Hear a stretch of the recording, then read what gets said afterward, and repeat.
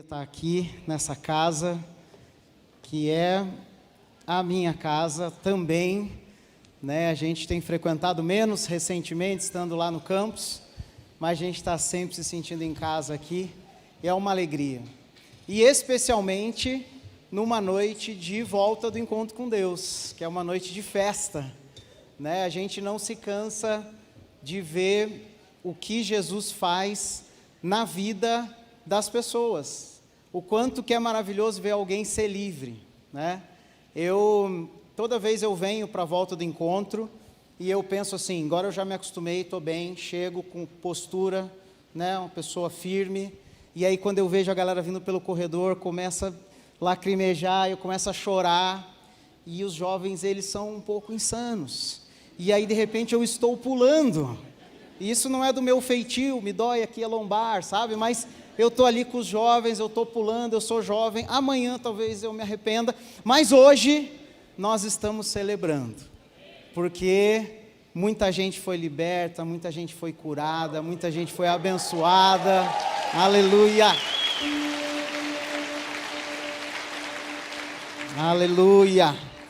Eu quero dizer para você que está chegando o encontro, que eu creio que a palavra dessa noite ainda é uma cerejinha no bolo aí para você. Então fica ligado, sei que você ouviu muitas palavras e eu vou te perdoar se você der uma pescadinha, mas se você ficar ligado, Deus tem mais um pouquinho para você.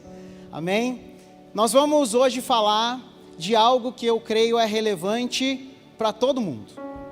Mas é importante você saber e lembrar, nós estamos numa série de palavras que alguém precisa buscar o Cauã, mas vai aparecer aqui uma série de palavras, a série de palavras, depois que os pais do Cauã nos ajudarem, é a série de palavras Tô Dentro, né? A gente tem falado dessa ideia, e nos primeiros domingos a gente falou sobre pertencer à família, falou de que você é inestimável para Deus, e hoje nós vamos falar mais um pouco sobre esse tema. Mas fique tranquilo, pode ser que você está visitando aqui hoje e fala, puxa, é uma série, perdi os primeiros 2 episódios, vou ficar perdido. Não vai, fica bem. Essa é daquelas séries que dá para você pegar no meio e Deus vai te abençoar. Eu creio que o Espírito Santo tem uma mensagem para nós nessa noite, amém? Vamos orar. Senhor, nós precisamos, nós desejamos, o principal convidado dessa festa é o Senhor Jesus.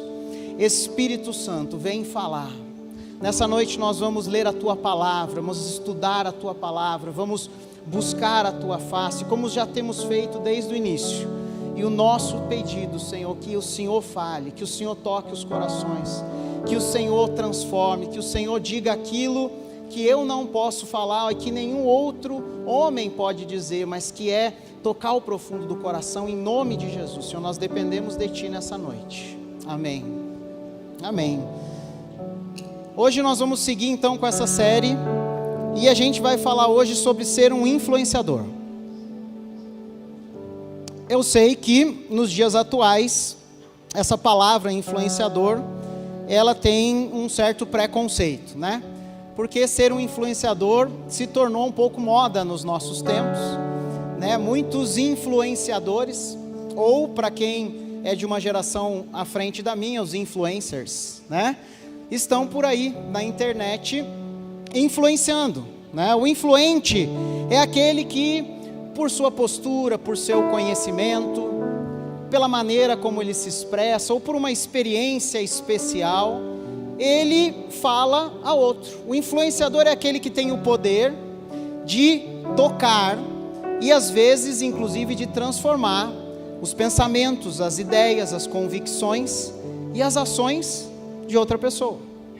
Então, ser um influenciador é para somente alguns?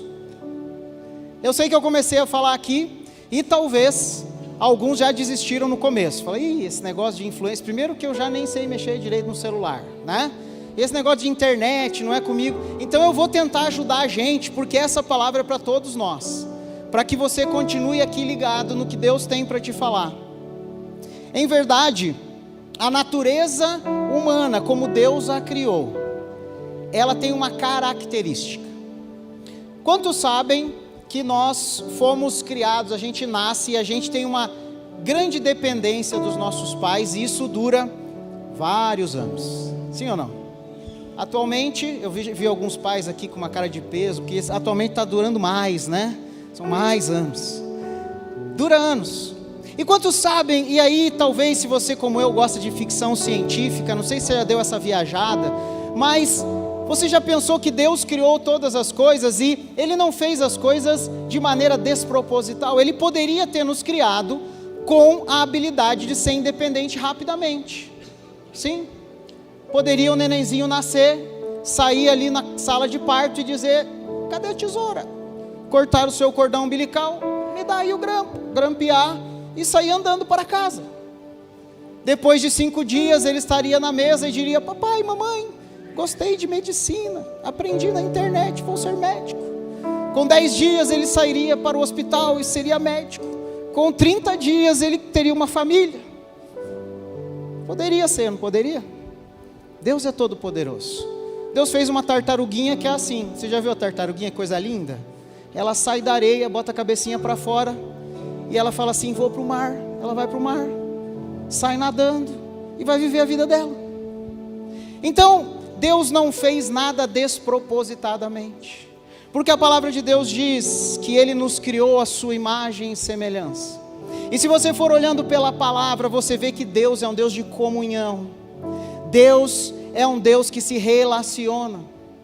Então Ele nos cria desde pequenininhos, dependentes, aprendendo a se relacionar com os nossos pais. E mesmo depois que a gente é independente dos nossos pais, até o último dia das nossas vidas, nós somos interdependentes. Nós precisamos uns dos outros. E foi assim que Deus nos criou. É assim que Ele planejou que fosse. E sabe o que isso significa? Significa que você queira ou não queira, você irá influenciar e você será influenciado.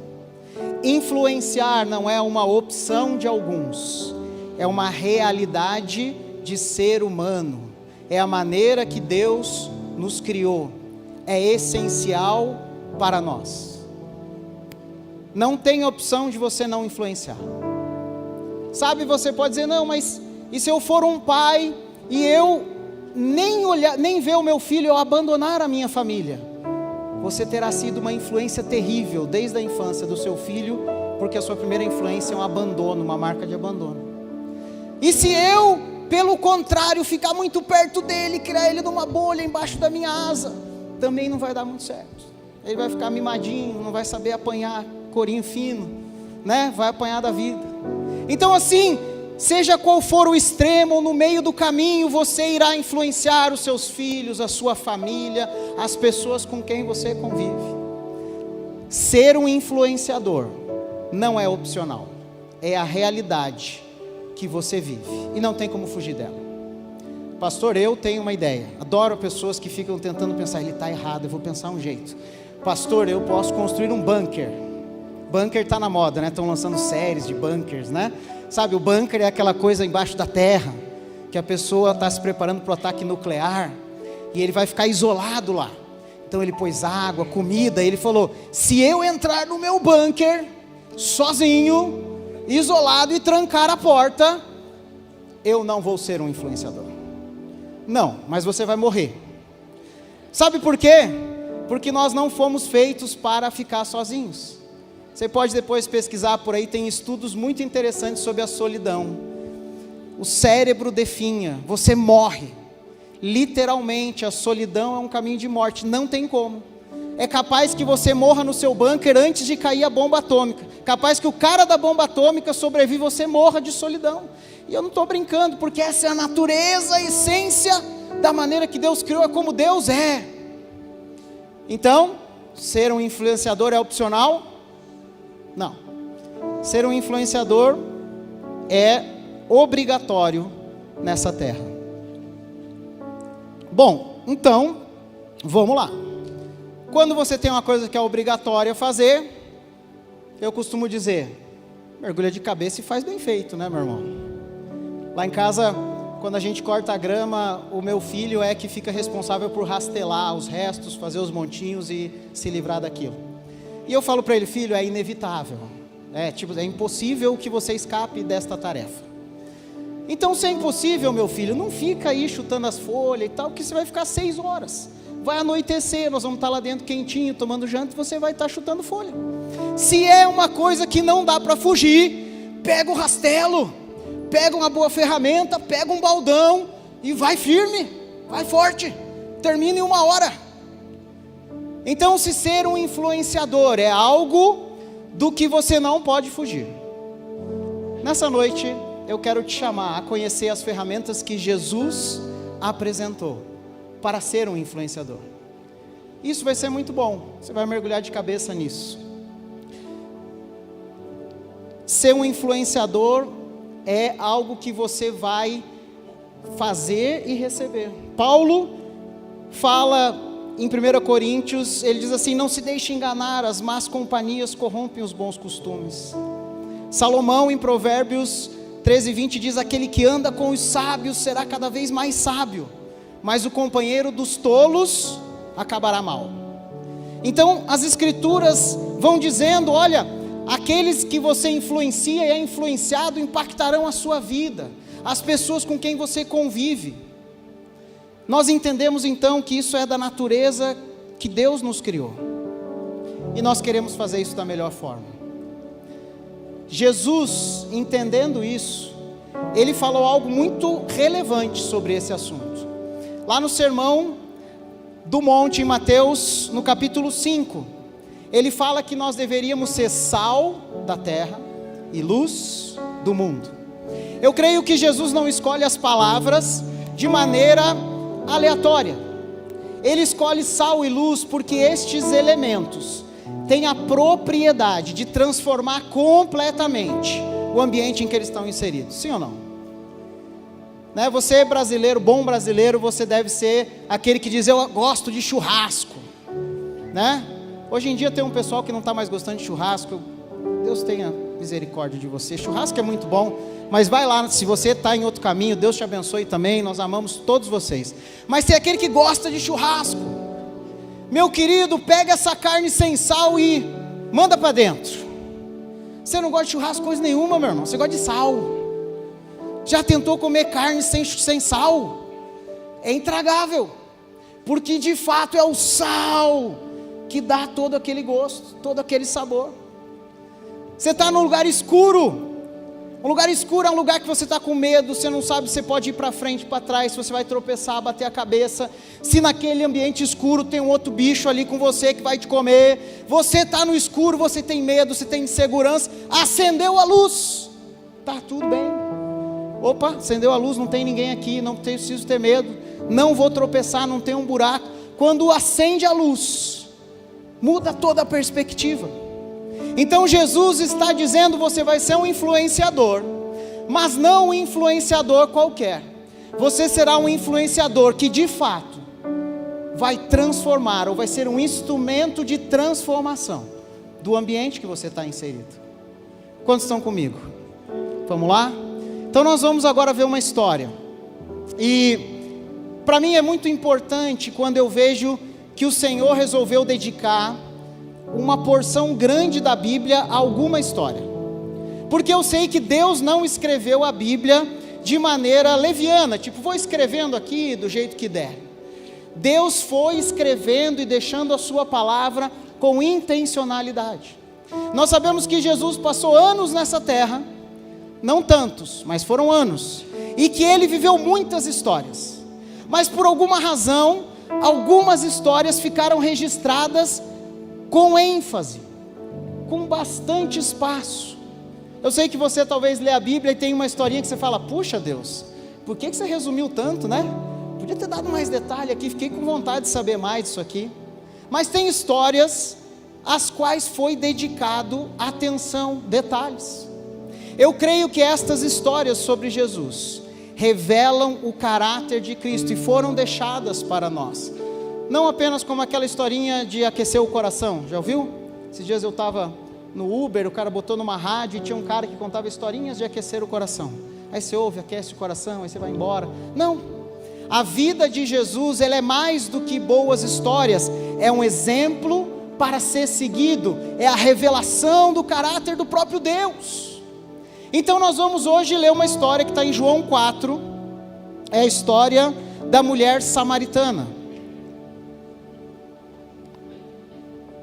Nós vamos, através dessa história, entender qual é a orientação de Deus sobre ser um influenciador e como é que Jesus Cristo planejou ser um influenciador nessa terra. Quantos acham que é relevante essa história? Vai ser relevante para todos nós. A primeira coisa então começa no capítulo 4 de João. Se você quiser ficar com a sua Bíblia ali no capítulo 4, a gente vai navegando pelos versículos. No versículo 3 começa dizendo que Jesus saiu da Judéia e voltou uma vez mais a Galileia, e era necessário passar por Samaria. Tem uma coisa que você não vai saber porque não está escrito aí: não era o único caminho entre a Judéia e a Galileia passando por Samaria, tinha outros caminhos, pelo menos 2. E tem outra coisa, mesmo que tivesse que passar na frente de Samaria, não precisava parar, sim ou não? Podia passar direto. Então quando a Bíblia diz era a Jesus necessário passar em Samaria ou por Samaria, é porque Jesus tinha intencionalmente decidido que ele iria abençoar alguém naquele caminho. A primeira coisa que você vai saber é que a influência no reino de Deus, ela é intencional, uma decisão. Jesus não estava com um problema de logística, não era o único caminho, não é que não tinha como não ir por outro lugar, ele tinha uma direção do próprio Deus, de que havia alguém para ser tocado naquele lugar. Então, tanto Deus é intencional conosco, quanto no seu chamado de abençoar outra pessoa, você também precisa ser intencional. E ele vai passar por Samaria. É importante você entender um outro problema aqui dessa história. Os judeus não se davam bem com os samaritanos. E você vai ver que a jornada de influenciadora da mulher samaritana começa nesse encontro. Jesus então está passando por Samaria, e no versículo 5 ele encontra essa mulher samaritana. É importante a gente entender quem é ela, para que toda a história faça sentido. No 5 diz assim: chegou a uma cidade de Samaria chamada Sicar, perto das terras que Jacó dera a seu filho José. Havia ali o poço de Jacó. Jesus, cansado da viagem, sentou-se à beira do poço. Isso se deu por volta do meio-dia. E no versículo 7 diz: nisso veio uma mulher samaritana tirar água. A gente tem aqui um cenário em que então Jesus para no poço e vem essa mulher samaritana. Algumas coisas que você pode saber do texto: tirar água ao meio-dia não é uma boa ideia. Por quê? Porque nessa época a pessoa tira a água e coloca num carrinho de golfe, daí vai indo embora, né? Não, você tira a água, põe na cabeça e sai com a água na cabeça. Então tirar água ao meio-dia não é uma boa ideia, porque é o sol a pico, de um lugar muito quente. Por que ela está indo lá ao meio-dia?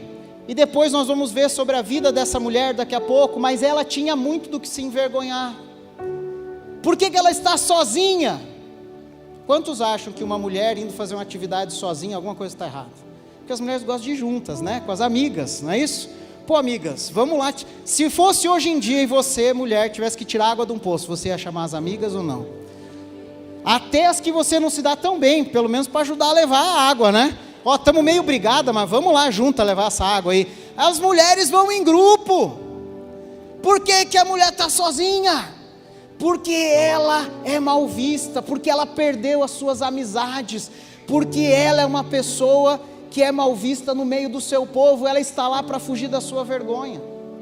Ela não tem amigas, ela está sozinha, pegando água ao meio-dia.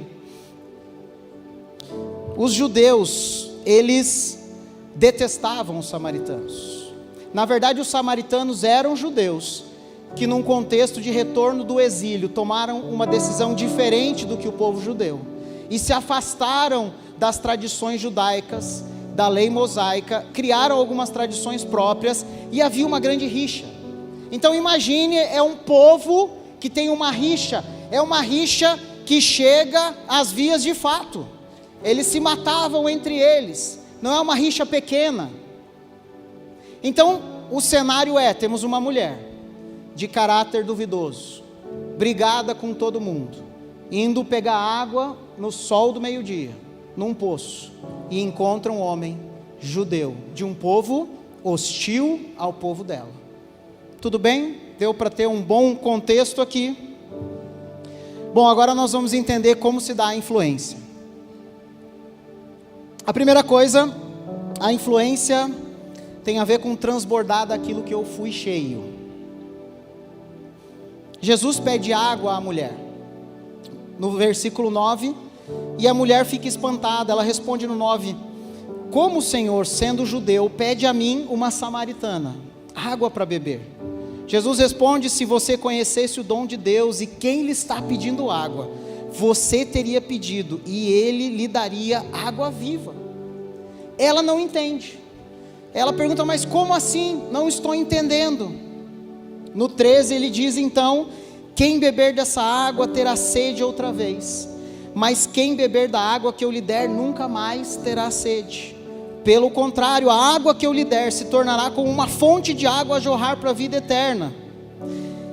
Impactada pela necessidade, pela sede, ela diz, Senhor, me dá dessa água para que eu não tenha mais sede, no versículo 15, e nem precise mais voltar e tirar água.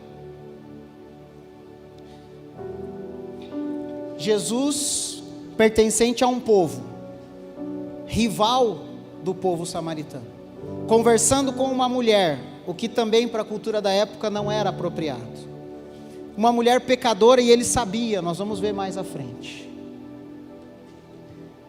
O que a gente aprende sobre influência no que Jesus está fazendo? Jesus puxou a conversa com a necessidade que ele viu nela. Influência não é sobre eu falar do que está em mim em primeiro lugar.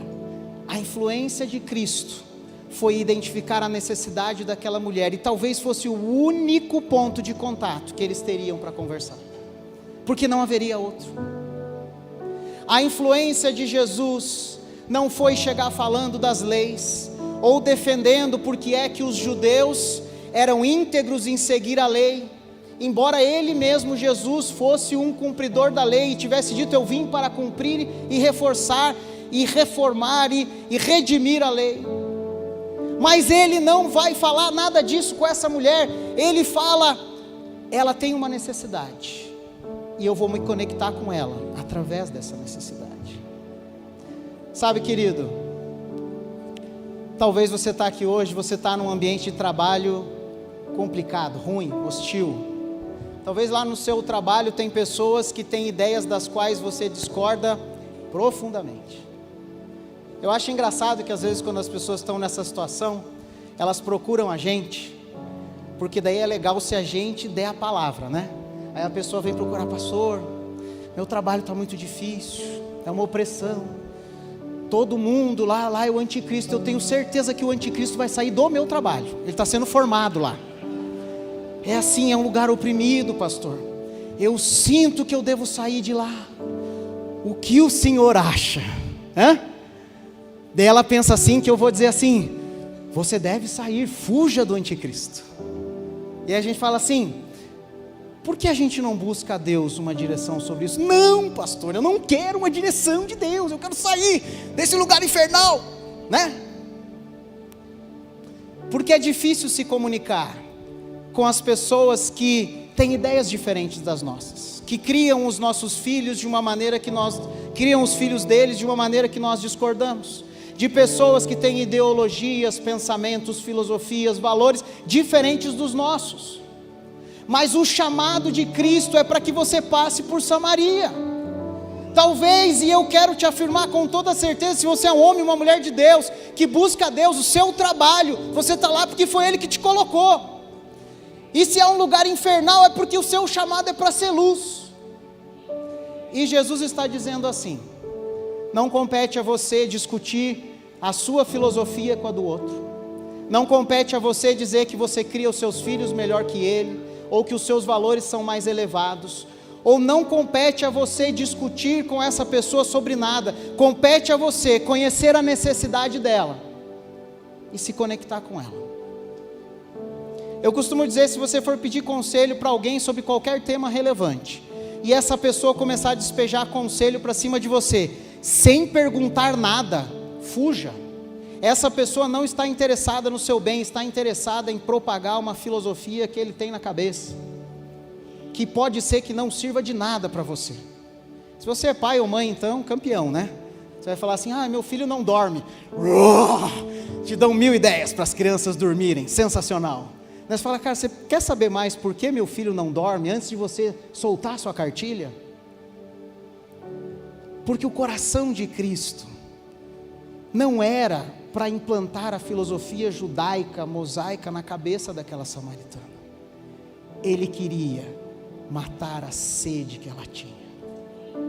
Ele compreendeu que havia uma conexão, os dois tinham sede, mas ela tinha uma sede que ele poderia matar para sempre, com a água viva.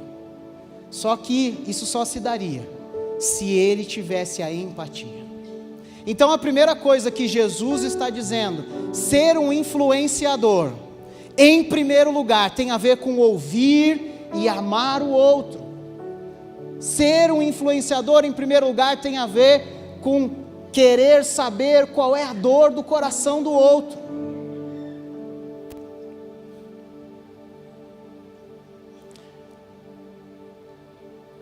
A influência é algo que se dá primeiro quando você é cheio, e aí você transborda. A boca fala do que está cheio o coração. Então, quando Jesus identifica essa necessidade, ele diz: olha, eu tenho uma água que eu posso te dar, e você nunca mais vai ter sede. Sabe, as pessoas com quem você convive, elas têm uma sede, é um desespero, todo mundo tem. Qual é o propósito? Qual o significado de tudo isso aqui, dessa terra, de existir esse negócio todo que a gente está inserido? Para que eu existo? Para que as coisas existem? Qual é o significado da minha vida? Todo ser humano que pisou nessa terra tem esse pergunta, esse desespero, porque esse buraco só pode ser preenchido pela água viva que é Jesus. Não cabe a você discutir filosofia com ninguém, esse não é seu chamado. Acredite, eu sei, eu gosto de discutir, mas o Senhor tem falado muito ao meu coração: Heber, não te chamei para discutir com os outros, não é esse o chamado. Você não vai poder cumprir o seu propósito enquanto você ficar querendo impor as suas ideias. Pare de fazer isso. Conheça as pessoas, entenda o que elas precisam, porque no final todas elas precisam da água viva que vem do Senhor. E ela diz: me dá, eu quero essa água. E aí tem uma segunda coisa: um vaso quebrado não retém água. Quantos sabem que um vaso quebrado não retém água? Se você for jogando água, o vaso está rachado, está furado, você pode jogar o tanto de água que você quiser, a água vai vazar. Então, Jesus ainda precisava tocar essa pessoa, essa mulher, e curar a vida dela, para que ela pudesse ser um vaso que iria reter a água viva. Tinha que haver essa cura. Então Jesus faz o seguinte: quando ela pede água, ele diz assim, no 16: vá, chame o seu marido e volte. E ela responde: não tenho marido. Respondeu ela, e Jesus diz: você falou corretamente dizendo que não tem marido. O fato é que você já teve 5, e o homem com quem você vive agora não é o seu marido. O que você acabou de dizer é verdade.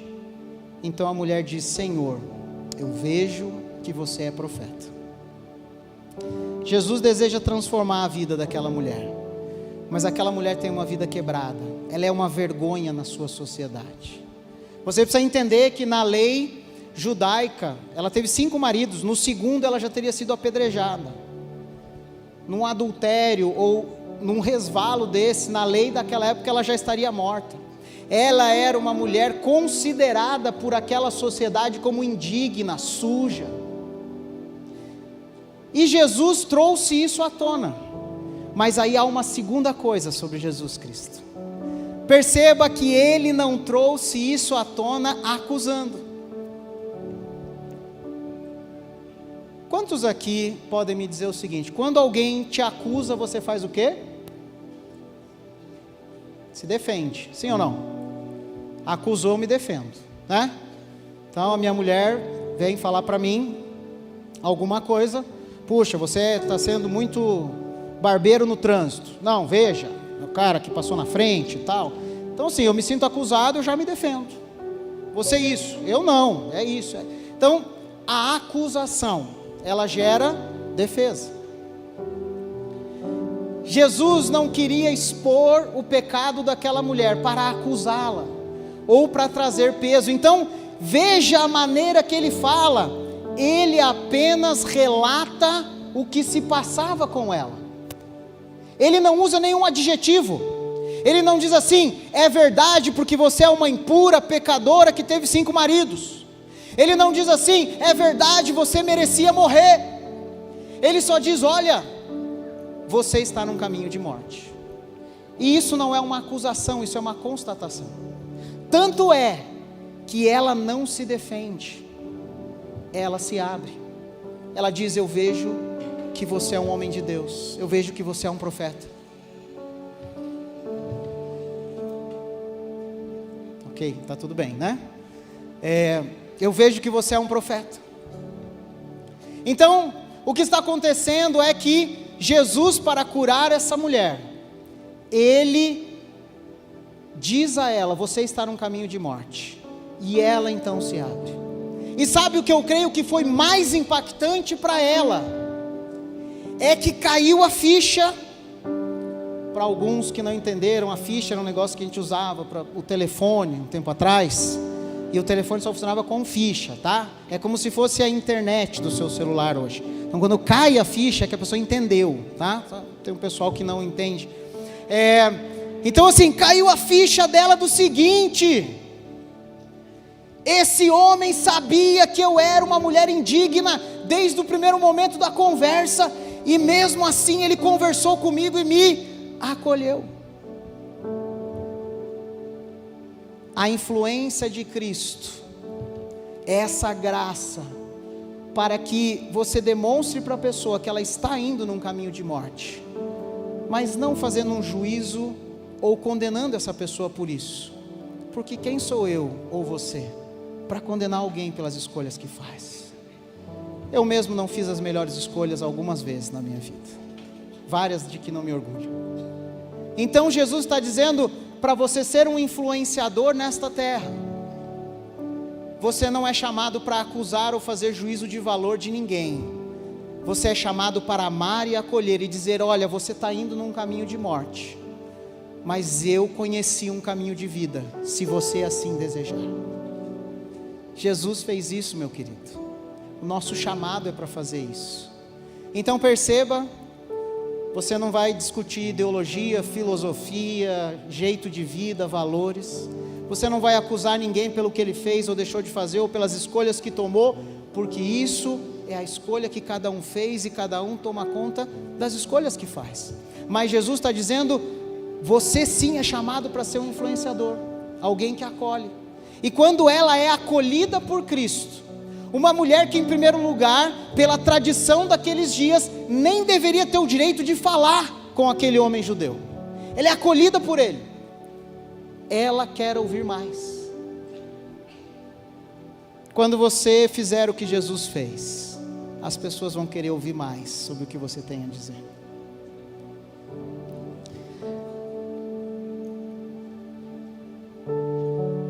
Quando ela percebe que ela não é condenada, ela diz: eu quero ouvir mais. E no 23, e eles começam a conversar, eles começam a falar de adoração.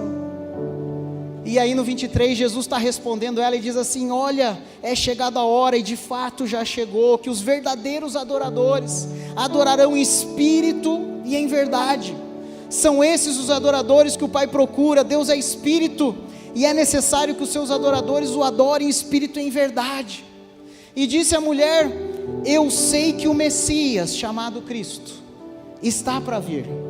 Quando ele vier, explicará tudo a nós. Então Jesus declara: eu sou o Messias, eu que estou falando com você.